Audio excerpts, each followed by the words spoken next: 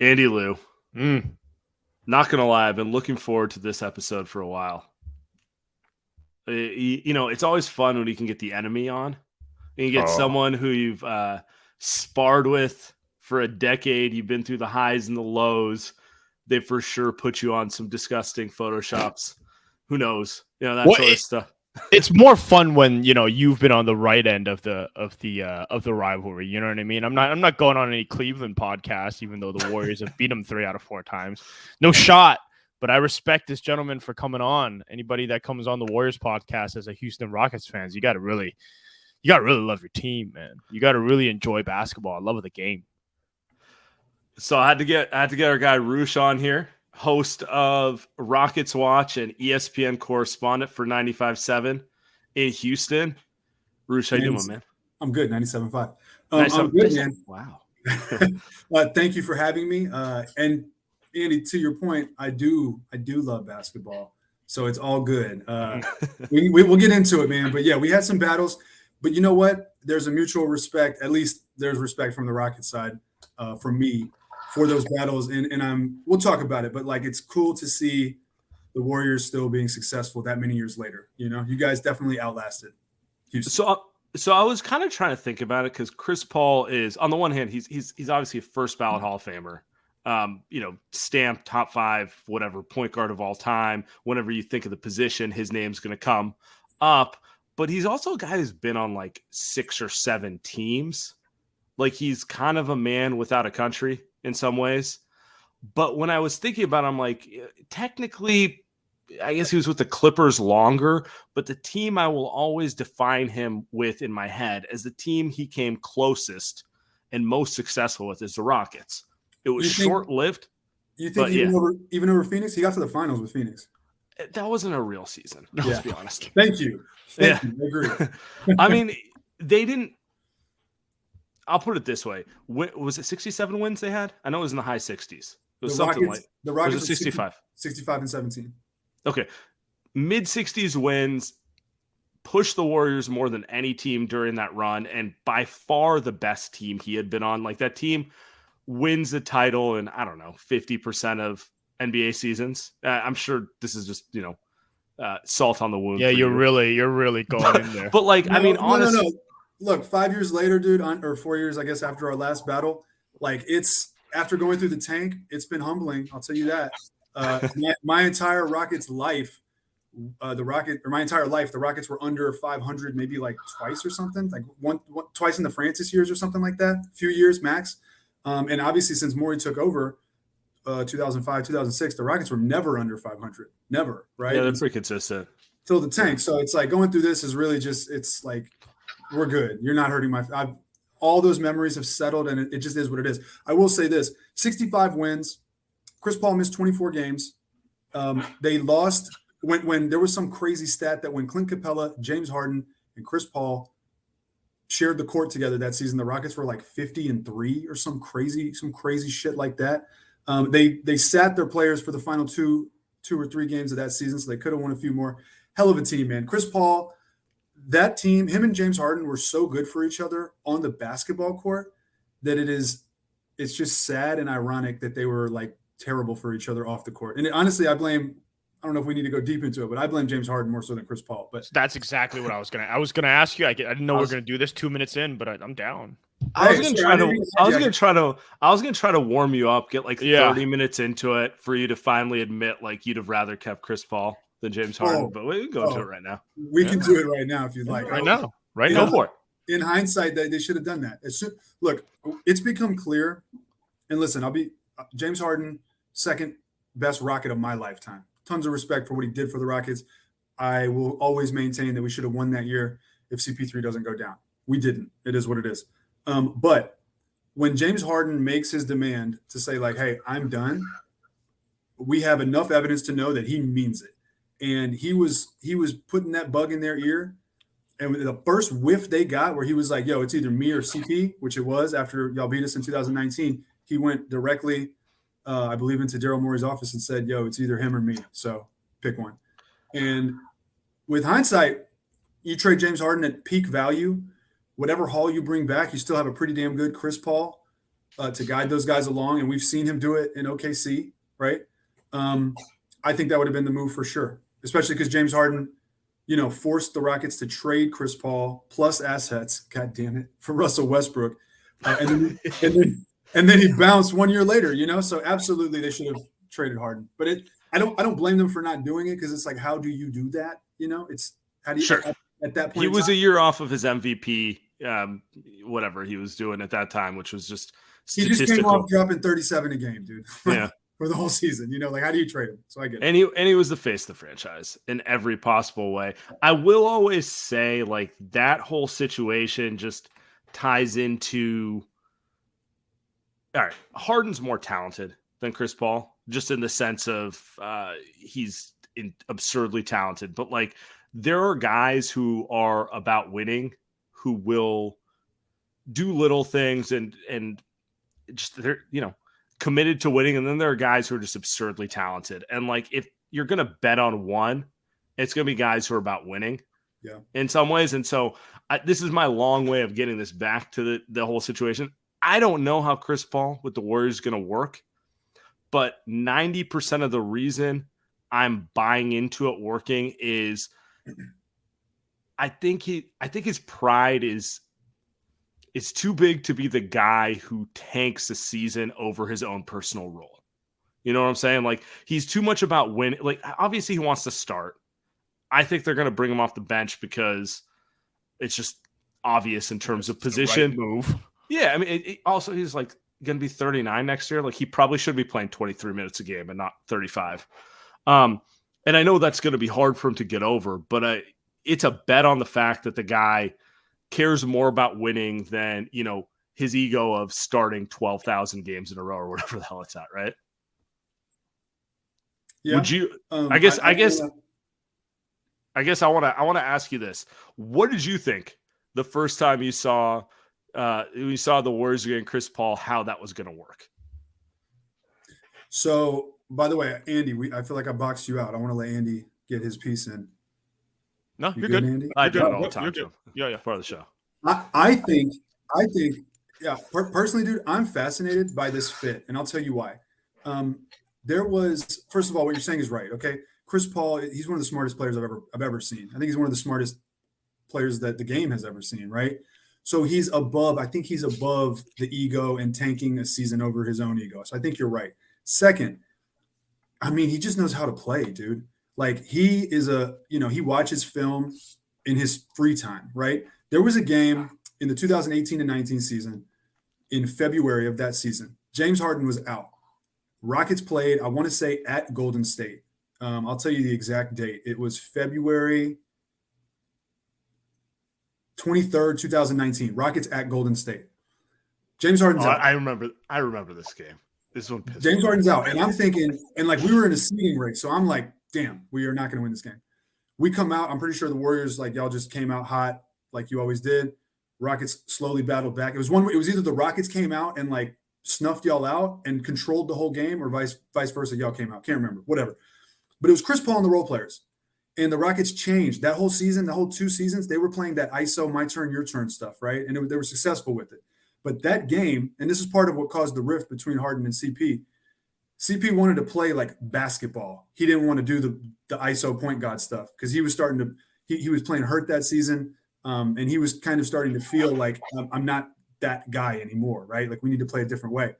And so in that game, Chris Paul had 24 points, 17 assists, and the Rockets beat the Warriors by 6 in Golden State. And it was like a statement because Harden was out, and they played like, they went from playing D'Antoni, ISO, my turn, your turn ball, to Phoenix Suns D'Antoni, like, drive, hit the baseline, fill the middle, drop it off, wait for the defender to sag off, kick, attack. Like, they were connected and moving. So I say all that to say, Chris Paul knows how to hoop. And the way the Warriors have played basketball, as much as you guys have been our rivals, like, the way you hoop, the way your team is hooped is beautiful basketball. The ball moves, players cut, bodies move. There's that inevitability of like, okay, here comes the Steph backbreaker 3 or the Clay through 2 screens contested in your face that just breaks your back or whatever. And then the unpredictability of like, where is it going to come from? Who is going to be the guy? Who's going to, right when your team is getting momentum, all of a sudden Draymond hits a three that just like changes the game. And it's like, how did that even happen? So Chris Paul inserted into the middle of that. I think there's so much potential once he buys in and understands that, like, okay, I'm like the third or fourth guy here. Even though I think he's felt that in Phoenix, but like, you guys don't even need him to be a good team. Phoenix needed him for 82 games. For you guys, it's a luxury. You could bring him off the bench and he could just run bench units with a totally different look, get the most out of Steph and Clay. Like, I think there's so much potential there. I guess my fear is that the Warriors do need him in that the Warriors only want to win a championship, right? The Warriors technically don't need him to make the postseason. They may not even need him to make the first round, win the first round. That's what happened last season. They're not hyped about getting to the second round either. Right. But if they want to win a title, they can't win it without Chris Paul. I mean, as roster is currently constructed, I guess, kind of going backwards a little bit, you thought that kind of Harden and Chris Paul perfect on the court, but you talked about them maybe not being perfect off the court, which I find fascinating. I wonder, I mean, obviously the Warriors, I think, would rather have Chris Paul over Harden. I think on this team, it's pretty obvious. Even though Harden is still somewhat in his prime, feels like the Warriors would still rather have this iteration of Chris Paul. Did they just not? Was it just kind of a mindset thing? Was it just very much like, Chris Paul, I'm trying to get my workout in at 5 a.m. Meanwhile, Harden's coming back from the club at 5 a.m. type of thing? Or what was kind of the because when Sam and I asked it this way, I would frame it this way. Because Sam's bought all in on this Chris Paul thing, assuming that Chris Paul is going to be locked the fuck in with Steph, Clay, and Draymond. Same mindset, win a championship, nothing else matters. If that's the case, that'll work, right? Unlike James Harden, who I think most people assume is not of that ilk. So that's why I asked that. Yeah, look, James Harden at that time specifically, again, he was on the scoring unguardable tour thing, right? He was dropping 36. Yeah, well, he came off the MVP season and then started dropping 36.6 or whatever it was. And at that same time, CP got hurt, was playing kind of hurt, started slowing down. So Harden viewed this as like a huge separation of like, hey, dude, you are not on my level. You're not going to tell me how to play basketball. Like, you can either catch up or get gone. And that was his mentality. And he's shown once he's out, he is out. He's a weird cat. I don't know him personally, but from those who know him that I have spoken with, Harden is Harden, dude. So when Harden makes up his mind, Harden makes up his mind. So I think that their disagreements were more so. Have you seen that clip when, I think it's in the playoffs, maybe? I can't remember. It's Harden and CP3, and they're talking on the bench. And like CP's saying something, he's putting his hands up, and Harden like slaps his hands down. Have you seen that clip? I have seen that clip. It's been a minute since I've seen that clip. But yeah, it reminds me of the clips we were seeing of Jordan Poole on the bench, where you're just like, look, man, you can overanalyze it, but what I know is teams who have good chemistry never have clips like that showing up on a regular basis. Well, my point was that Harden was just not open to like feedback like that. Chris Paul is a conductor. He's like, hey, I see the floor. This is what I'm seeing. Like, and he's going to tell you. And a lot of people get turned off by his personality because he's maybe micromanaging or whatever. So I guess what I'm saying is Harden rejected that, and Harden like wholly rejected that. He was like, look, shut up, get out, right? I don't think Steph and Clay are like that. You know, maybe he and Draymond. Draymond kind of is, though. Yeah, Draymond is. But I think that Draymond and CP will have a level of like respect for each other as competitors, and they'll also have a level of respect for each other because they're so damn smart. Their basketball IQ is elite. So they're gonna connect. They might tussle. They might get into it, but they're gonna have that like underlying respect that I don't think existed with Jordan Poole. I agree. And I think Draymond and Draymond's not MVP, right? James Harden at that point in his career was, you could argue, best player in the league. So I find that relationship so fascinating that they just couldn't. And I go back to one final thing before we'll move on to the next one, Sam. They win that championship over the Cavs easily.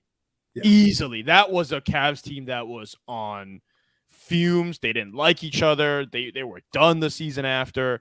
The Warriors took care of them and just won every game by like 40 points outside of that bullshit LeBron game one. But that was I guess I don't mean to bring it up, Roosh, but you're smiling, so you're loving it. But that is one that they should have won. They beat every single team except for that Warriors team. Look, imagine how many legacies change if that man's hamstring survives 40 seconds of that game 5. Mike D'Antoni's cemented and certified. Harden is forever a champion. Not only a champion, but he took down KD and the Warriors, you know? So like Chris Paul, champion, would have gotten over the hump. So many things change. But that ain't how it broke down. But last thing I'll say about it is, yeah, so if the Warriors, which they are all about winning, they have proven this core is all about winning. And you guys accepted KD in and there were no issues, or maybe he had his own issues, but like it worked, right? So I just see Steph and Clay and Draymond having like the hunger for the game, to talk about the game, to learn about CP's brain dissecting the game, that I think it'll work. They're all going to, I don't know. I think it's going to be awesome, like basketball wise. And I tweeted that when it happened. I think it's going to be awesome. This is something I haven't asked people too much yet. They're going to bring him off the bench with the, it doesn't matter who starts. It matters, the impact you have on the game. But I think there is this idea that they're going to close with the small ball lineup. I know Andy's skeptical on this. Do you think they can actually close with, Steph, CP, Clay, Wiggins, Draymond? Like, I know they're known for their small ball lineup, but their traditional small ball lineup is Steph and a bunch of 6'7" dudes. Yeah. Not this. Like, does that lineup concern you? What teams would that concern you against, I guess, is my question. Because my thought is they can't ride that lineup the way they used to ride the one with Iguodala and like kind of like Harrison Barnes, KD, like guys just wings with more size. But I still think if you're throwing it out there with 2 to 3 minutes left in the game, they can take it home against anyone. Like it can be a lineup that you use, let's say, 10 total minutes a game. You're throwing it 2-3 minutes here in each quarter out there. Yeah, look, I think not to get like granular about lineups, I think the downside, broadly speaking, and then you could figure this into the closing lineup. The potential downside is that sometimes CP holds onto the ball. Like sometimes he's overdoing it, right? He's trying to wait for the perfect play when he should just give the ball up and move. We also got to figure out how much he's going to move off the ball. Guys in your offense don't stand like flat-footed, right? And he is kind of the ball's in his hand, or he's flanked out on the wing waiting for it, maybe running some like small action, whatever. So those are the two things. Does he hold on to the balls to the extent that he kills like the magic of what your offense has been? And is he able to adjust to that? And then also when he's off the ball, what is he doing? Is he a catch and shoot threat? Are they running actions with him? Like, what are they doing? Now, to the question of the lineup, yeah, a big thing about what has made the Warriors is just the switchability, the flexibility. Got a bunch of 6'7" dudes, 6'8" dudes, whatever, flanking Steph and Clay. Clay, who himself is 6'7", right? So Iguodala, Sean Livingston, Wiggins, Harrison Barnes, like whatever. You guys have cycled these types of guys in. So it might hurt being a little smaller and losing some of that versatility, especially because CP's lost a step defensively. Could hurt. Yeah. Man, that'll be that. That's my number one, because you bring up IQ. I get it. At the end of the day, Chris Paul shorter than I am. The guy's like 5'10", and it's 2 inches taller, just barely, just right there. In shoes, 6'1". So I'm even, right next to Steph. Me and Steph are about to say, nah, Steph is a real 6'3", I think. Ish. You about to have to guard Festus and Zaza on the Warriors World Tournament, so you better start working, bro. Yeah, let me grow like 1.5 feet. Yeah, let me get there. Can I say one thing that we haven't talked about is I think one of the potential primary or main beneficiaries of Chris Paul's presence. Can you take a guess? Kuminga. Kuminga. Lack of turnovers is what I'm going to go with. Oh yeah. I'm talking about a specific player. Sam, you going with Kuminga? I will go with. Man, you took Kuminga. I will go with. Kuminga's a good one. How about Clay? Kuminga is a good one. So is Clay. I'm going to say Loon. Wow. Yeah, Kevon Looney. I mean, I feel like CP can you guys don't have any pick and roll threat with Kevon Looney. Mm-hmm. And I think CP can actually bring that dimension for when things get a little stagnant or you need. He's gonna get Looney some hips. I mean, dude. I'm just saying, like CP has always needed. He's always had that chemistry. Right. With anyone that can just screen and roll. And Looney sets good screens. Correct. And he's not like a premier role man, but that's what I'm saying. I think CP can make life a little easier for him. Yeah, Sarge as well. So that's a good kind of two big man combo for CP. Defensively, is he cooked? Possibly, but he's smart. Like even in Houston, man, he used to do this thing where flop. Well, yeah, he did that. but he would always wait for the opposing center or big to get the ball in the elbow and wait for like guys to cut through. And he would cheat off his man, go from the back and rip it. And like he just does these little things throughout the game. Can he do it at this age? I don't know, but it's up here. You just watch 82 games of Jordan Poole play defense. Don't get too picky. I know. That was some of the worst. I just he just gave up. Jordan Poole gave up playing basketball. It is a little sad, but that's not what Chris Paul is going to bring. At the very least, the dude is going to be competing 100% because he's got to know this. This is his last shot at a championship. True last shot. Other than that, like next season, let's say he gets bought out, or let's say the Warriors don't pick up that team option. He's a vet min guy. Like, what is he really on another team? He's got to operate like every season is his last season. He's going to be 39 next year. Like, you don't know how he thinks he's going to play another 4 years, and honestly, he might. But like, you can't operate with the idea you got a 4-year window at that age. He's going to be 38. Not 39. No, he's 38 now.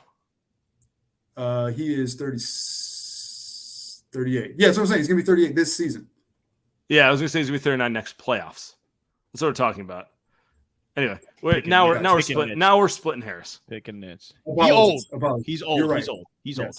Yes. He has no hamstrings. I want to ask Andy this before I get Roosh's opinion on it. Is Chris Paul the number 2 Warriors villain of this run? Number 2, like just kind of like number 1 has to be LeBron. Yeah. But like run into more times than is it Chris Paul or is it James Harden? Is it Russell Westbrook? It's a close battle. Paul but it's George. Chris Paul. It's Chris. Is it John Morant? No. He wishes, but maybe never. It's got to be Chris Paul because there really is no. Here's how I rank it. When you watch, and it's not just against the Warriors. When you watch him lose in the playoffs, I am so happy. Every single season I watch Chris Paul lose, and I'm just sitting here with tears in my eyes. It is unbelievable. The only player that surpasses that is obviously LeBron, right? Obviously. Anytime you see LeBron lose as Warriors fans, you're just standing ovation. But other than that, I think it's Chris Paul without a doubt. Without a doubt. It's been Chris Paul through the years. You've watched him lose on 3 separate teams, and the Warriors. I mean, the Warriors couldn't get past him against the Clippers. Remember that they could not get past Chris Paul. They lost until in 7. They did. And then the Houston series where he was pretty hated, and then the Suns never played him. But it's got to be Chris Paul. Who else could it be? If KD stayed in OKC, I mean, yeah, but the only other case you can make was Harden, but I don't know. The farther I get away from that era, the more I'm like, yeah, Chris Paul was the one who made that team nasty, gave them teeth, and kind of made it competitive. James Harden's obviously one of the best scorers of all time and incredibly gifted, but like he wasn't the one who scared me in those games. I always think of the game where he hurt his hamstring. Chris Paul made multiple plays down the stretch of that game that won the game for the Rockets. And then, of course, he obviously came up limp after that. And it's just like, I think the Warriors would win if Chris Paul didn't get hurt. I can understand why Rockets fans will never believe that. But I have a very hard time imagining Chris Paul is involved in a game where his team goes 0 for 27 from 3. Like, he doesn't assert himself in some capacity. Hey, did you forget how the Mavericks disposed of the Suns last year? True.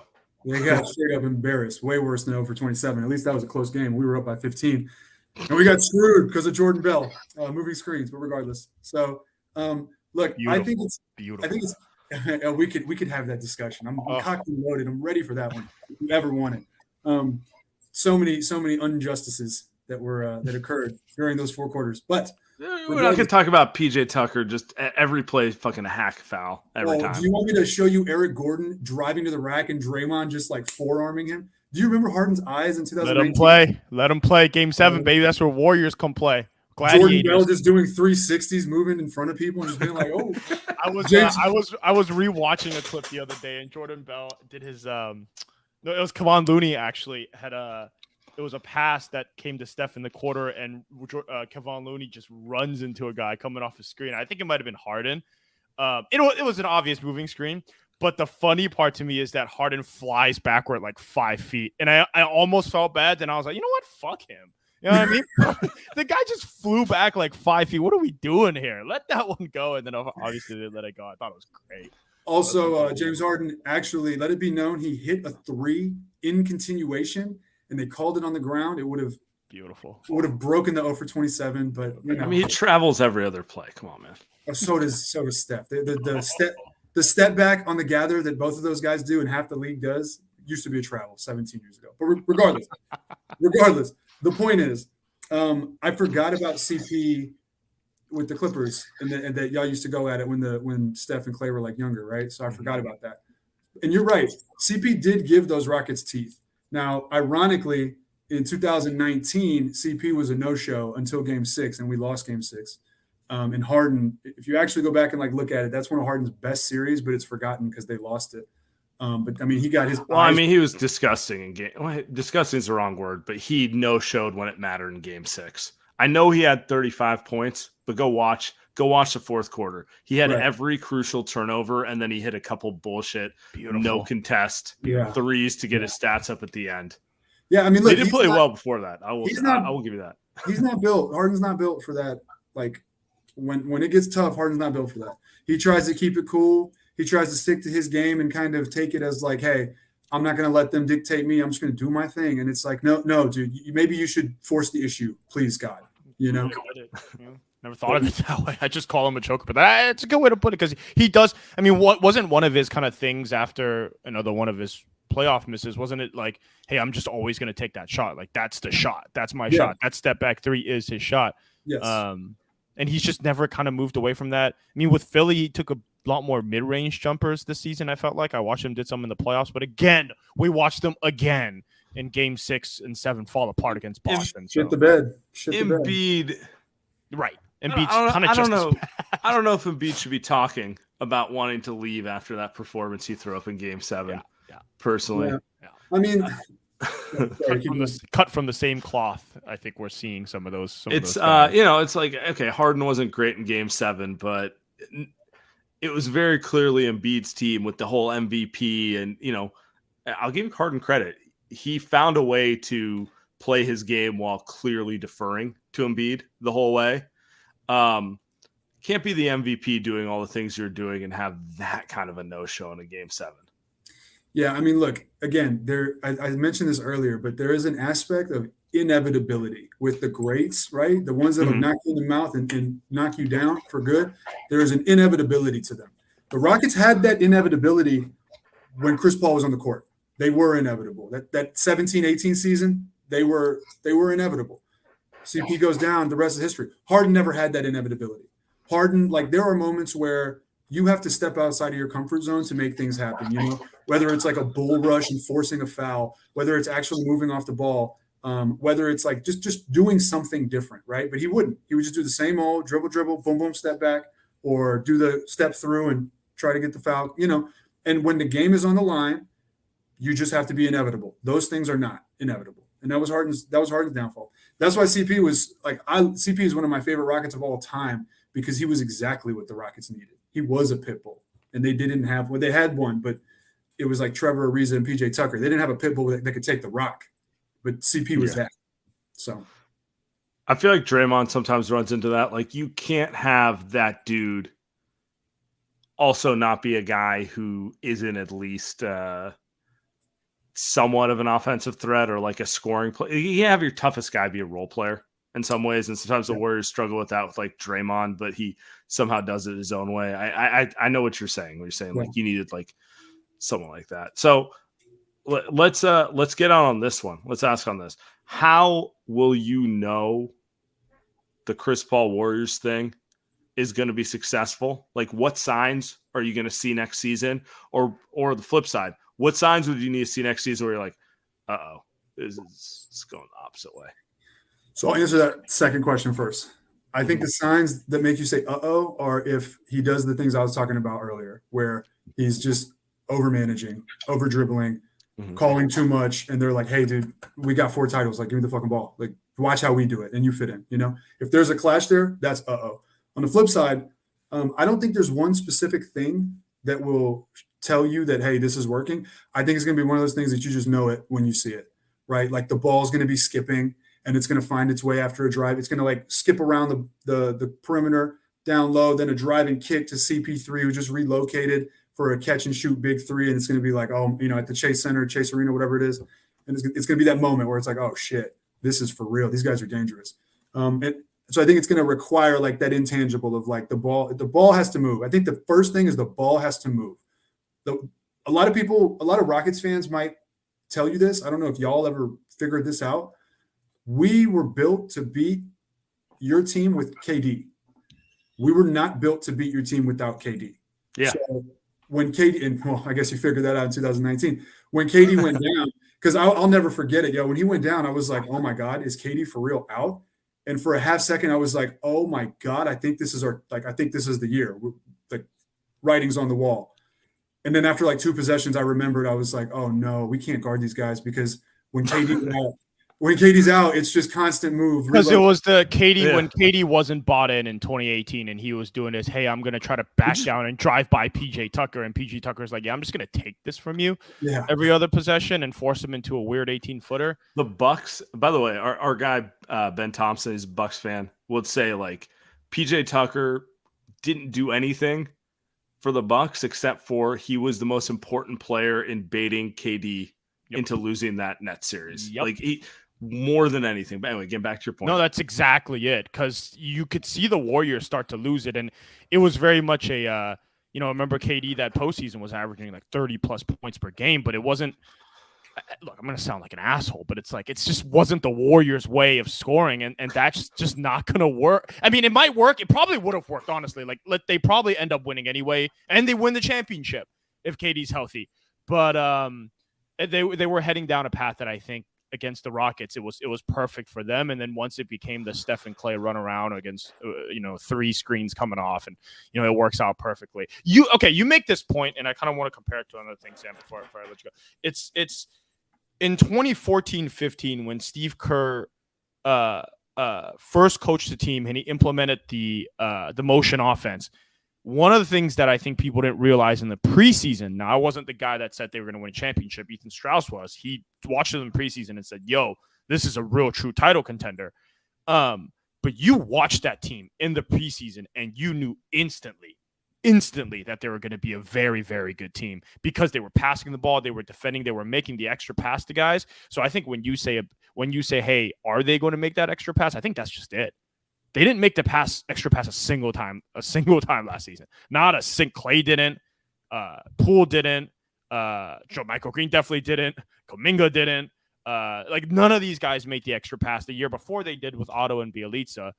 Now is Chris Paul going to be the one that does it? I don't know if I've ever seen Chris Paul play like in a motion offense kind of thing. So I'm kind of leave that one up to you. You think he can? Obviously, I hope he can. But that's one thing that I feel like, to me, it always feels like isn't he kind of just like a pound pick and roll? Let me get that vertical lob threat type of guy. Is he going to be a guy that you said relocate? Is Chris Paul going to relocate? I have no idea. It would be fascinating to see, if he locks in. Because if he does, I'm with you. That is that's another ball handler that, I mean, come on, right? So 9 times out of 10 in these situations, the answer is no, right? I remember when the Rockets got Russell Westbrook. Rockets fans were like, oh, well, if you can just do X, Y, Z, if Russ can just, fill in the bracket with like completely change the way he's played his entire fucking life, if he could just do that, then we're going to succeed. It's hard to do that. But I think Chris Paul could be the exception because I think Chris Paul is so smart that I guarantee you no one knows more than Chris Paul that he's like, damn, I'm a pound the rock pick and roll point guard. This is not a pound the rock pick and roll team. Like, how do I fit in here? So it's going to come down to does that clash with his like core as a hooper? Is he like, nah, dude, like I don't do this. I doubt it, right? For the reasons we've discussed. So I think it's going to be a matter of like, you'll know it's working if you just don't really notice Chris Paul. If he's just seamlessly fitting in, not having crazy stat lines, has some nights where he's just dishing. but you just don't notice Chris Paul. He's seamless. The ball gets to him. It doesn't stick. Because if the ball's in his hand and it sticks, you will notice Chris Paul. And it'll be a thing where it's like tangibly like, yo, he is breaking up the way that these guys have played for years. Kind of like KD. And I'll say it again. The Rockets were built for that team. Once he went down, we had no answer. So no, it's. I mean, to bring this, Steph talked about like this year, they didn't have a counter move. They didn't have he called it a curveball. We didn't have a curveball against the Lakers. Like we could only really play one way. Yeah. And that's kind of what they're looking for Chris Paul. Like they want someone who can fit in, but also can play a different style if they run into a team who can actually slow them down in certain ways, which is not an easy thing to find. Yeah. And I think that's going to be kind of the whole thing they're trying to figure out this year. Like, can they split that? Can they kind of find that middle ground of those two things? Because like it was true. You watch the Warriors this year, they just kind of devolved to save us Steph ball, which like, I mean, he can do it, but like, as we all know with every team in NBA history, if that's all you got, inevitably you're going to run into a team who can shut that down because a one-man show will never win a title. Yeah. So, well, so back to Kevon Looney. Like, I think he's your best pick and roll partner for CP3. I'm not saying you're going to run Looney CP pick and rolls down the stretch, but I think there are ways to get creative, and having a guy who can manage the game in those situations and just manufacture looks for an offense, it will be helpful. I just don't think it should be like, it shouldn't be everything Chris Paul does. For it to be successful, you need to utilize that as, like kind of Steph said, like a curveball, like a secondary kind of thing you throw in there. But at its core, like, he's going to have to fit into Warrior ball, which I just think he can do it, man. And I think it can look really pretty if he does. I mean, you guys have gifted passers. You have Steph, who I think is an underrated passer. And you have Draymond. Sorry? I said correct. Yes, it is. It's like people never mention him in terms of passers, but he's really good. Draymond, right? But now you have Chris Paul. I mean, you have three very good passers. They lost a lot with, and you know this, you've seen this, but Andre Iguodala and Sean Livingston and even like David West type guys, and just guys that wouldn't. I mean, Otto Porter was a good passer, aka like not turn the ball over, and last season was just. You saw it even when the ball sticks to Clay's hands, like that baby's not. If it's not going up, it's not a good thing. Then Jordan Poole, obviously, we don't need Clay pick and rolls. Like not a lot of them last season. A lot of I mean, I'm not gonna lie. When he's hitting the shot, it's pretty, but like in general, needs to not be a steady diet of the offense. I mean, look, when you have Chris Paul on the ball, it allows you to use Steph Curry and Klay Thompson at the same time off the ball. Last season, I don't think you really had that luxury, at least not like consistently reliable. No, not at all. Draymond can do some things, but you can't it's not going to be point Draymond, right? Jordan Poole, I mean, it's as simple as this. Yeah. They thought Jordan Poole was going to take a step as an on-ball player, as like a steady ball handler, playmaker to add diversity offense. It just didn't happen. It went the opposite way. Talented scorer, but he might just be a bucket getter. That's it, Yeah. So, but now you have CP. So you have the ball in someone's hands who can both handle it every play if you need, who can run a pick and roll, who knows how to make a skip pass, who's looking, calling action. So whatever it is, right? So you have a floor general, and that's one thing the Warriors haven't really had. So we'll see how it works. I'm feeling good about it. Roosh, appreciate you coming on. One last plug, everyone. You're a Rockets fan, all 12 of you who listen to the show.